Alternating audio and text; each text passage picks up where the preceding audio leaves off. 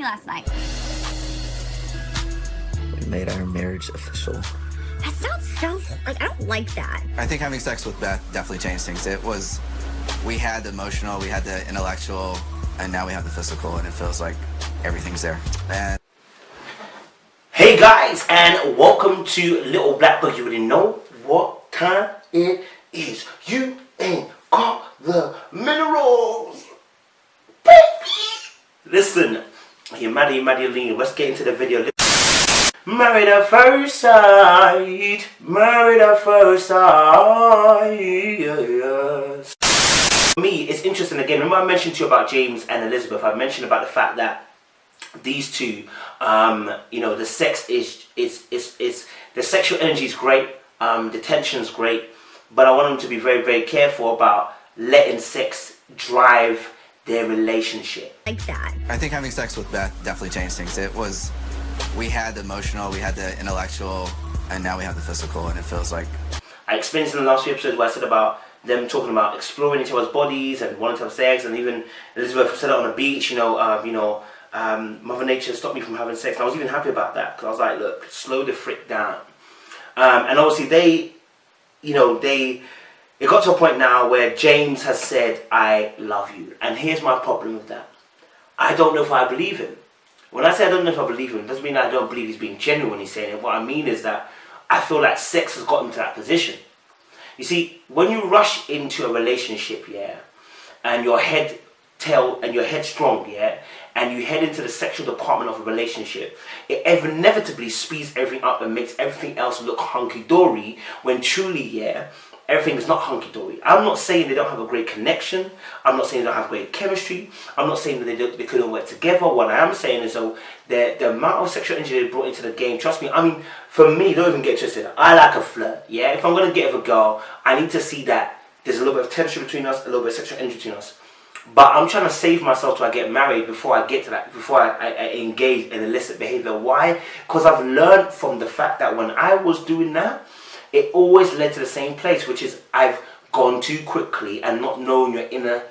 You know what? You need to see the darkness in somebody before you marry them. You need to see what depths of darkness and evil they can bring to the table before you marry them. Don't just marry them. Do you know what I'm saying? I have to make a blog about that.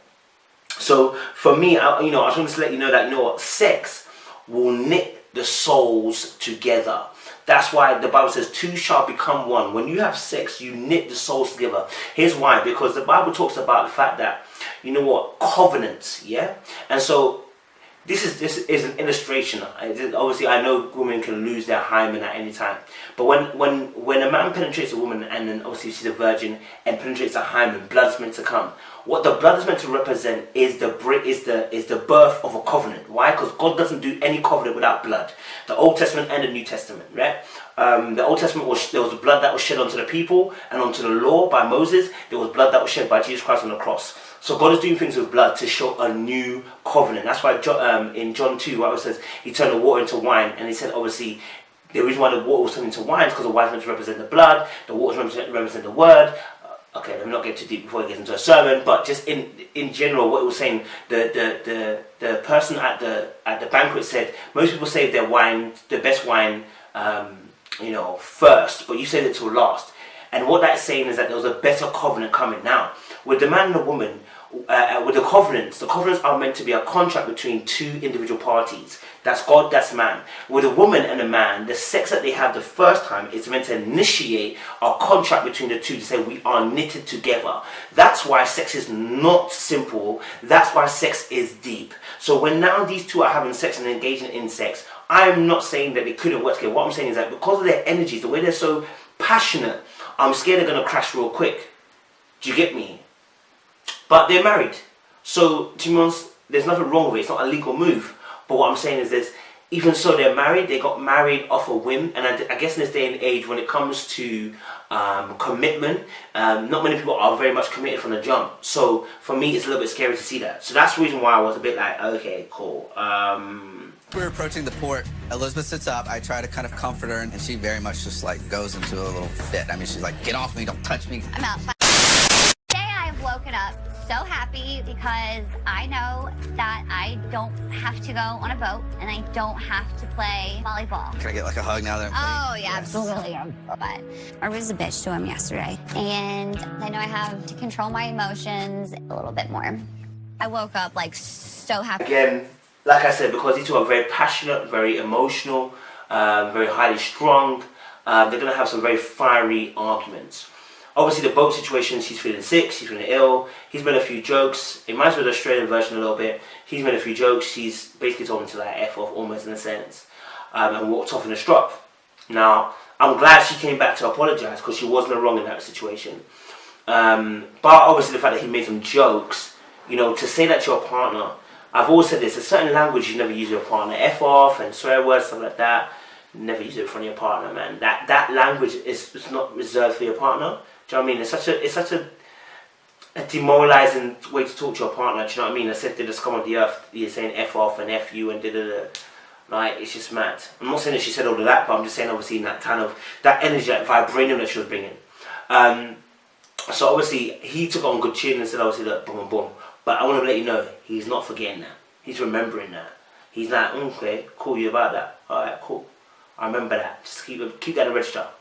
Do you get what I'm saying? Because of the way both of them are, they're not going to let go of things very easy. They look like they're doing it now because it's the beginning of stages. When it gets deeper, that relationship, they're not going to let go of things go quickly. They will let it go. They'll say they'll let it go, but it'll be simmering under the surface, and they'll be waiting for an opportunity to bash each other. So yeah, for me it was interesting to watch that, and I'm glad she apologized, and he apologized too. And he also stated what was wrong as well. So he acknowledged where he went wrong, which is very, very good. Not saying that her apology wasn't good either. I'm just pointing out something that I think a lot of people in relationships don't do. Staying sorry, but sorry for what? State what you're sorry for. You know what I'm saying? There are other apologies where you apologize and say, this won't happen again, and here's what I'm going to do about it. Depending on what your apology love language is, you may want to consider that, but that's another story. Moving on to Deonna and Greg. I mean, I really love this couple. I think the two of them have got a great dynamic. It's just obviously at the moment, Deonna's a little bit cold, a little bit stiff, and she wants to protect herself, I guess. So I do get it. I do get why she is the way she is. Wife, hell yeah. See, Greg does that, and it's sometimes it's a little too much. He'd be like, my girl look good. I'd be like, yes, thank you. And then he'll like 10 more afterwards. I'd be like, oh, no, take it in. Because if you make him stop now, 5 years later, he'll be like, well, she only wanted one. And I want to point out something as well that, you know I said to you earlier on in the episode, I said to you, you know, Iris hasn't mentioned really God in her virginity. She mentioned her virginity at bare times, but not God. But Deonna and Greg have already mentioned a few times about God being the center of their relationship, that God has to be... Yeah, so I go to Elevation Church. Faith is one of the main things that I wanted to make sure that Greg and I talked about. I grew up in the church. Every single Sunday, we would go to Sunday school and then regular church service. So God is very, very important to me. I started first, right? So for me, I'm looking at it going, okay, cool. So, you know, again, our question with Iris is her virginity is really about God, or whether it's really about self-righteousness, which is trying to prove to everybody that, oh, I'm great because I didn't have sex before my marriage. I was saving myself before marriage. Yeah. What's that got to do with it? Do you know what I'm saying? So I'm just kind of pointing that out as well. It's very, very important to me. I started 3 years ago, then I ended up serving. So I've been serving there for about 2 years. I'm actually, don't laugh, some people do.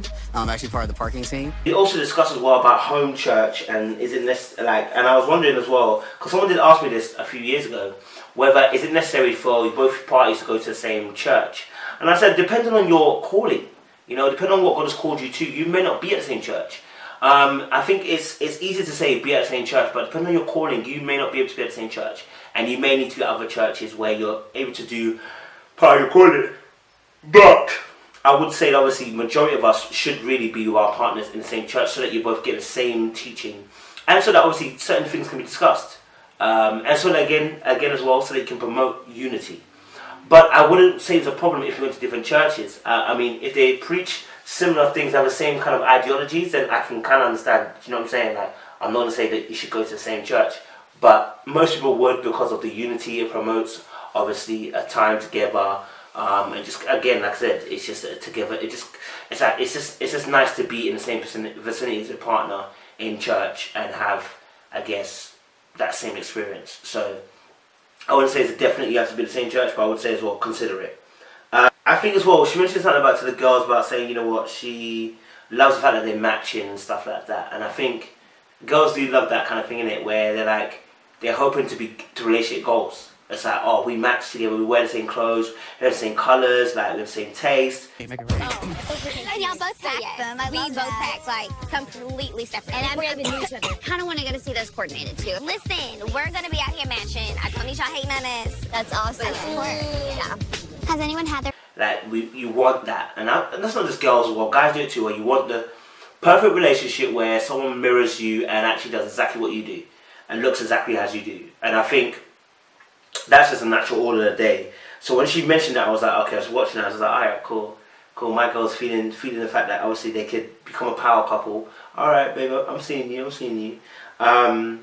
And as well, I love the fact that they improvised as well with Iris and Keith's model. Now, I said that she and Keith have started doing, it's like every other day they will talk about an area of improvement or like an area of opportunity that you can like work on like together. And I was like, I don't know how I quite feel about that. It loses its impact. Like I agree. So I agree. Yeah, so I would rather just tell you, like, hey, just so you know, right now, this is what you're doing and this is how it's making me feel type of thing. I can Iris and Keith are, I wouldn't say model couple or relationship goals, but what I said is obviously they got a very good way of communicating. Now they've suggested obviously that they would say about 2 things they dislike to each other. Oh, sorry. They would say 2 things they dislike to each other. Now, I don't know if that's for me, but like they said as well, I would adapt it. Yeah, I would adapt it because I like the idea, but I'm not going to follow that straight to the letter of the T because I don't feel like it will benefit our relationship, just like Greg and Daniel said.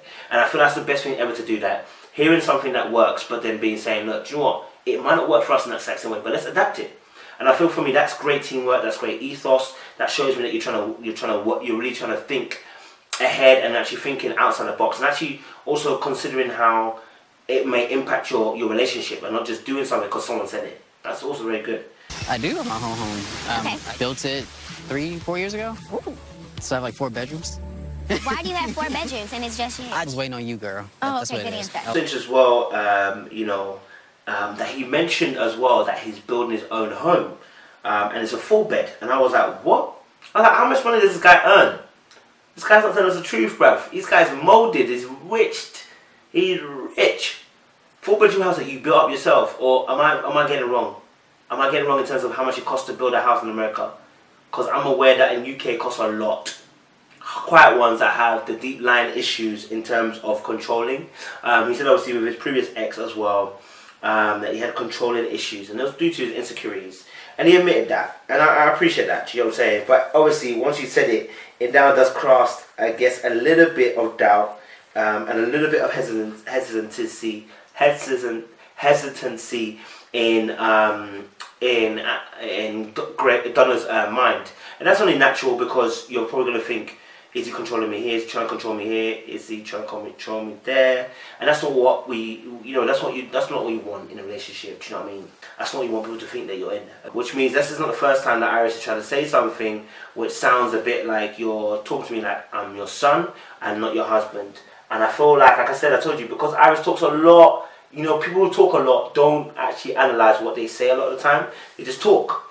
And guys, it's Little Black Book. You already know what time it is. We'll be back with another bangers soon. Make sure you like, share, subscribe. And those of you returnees, you ain't got the minerals, baby.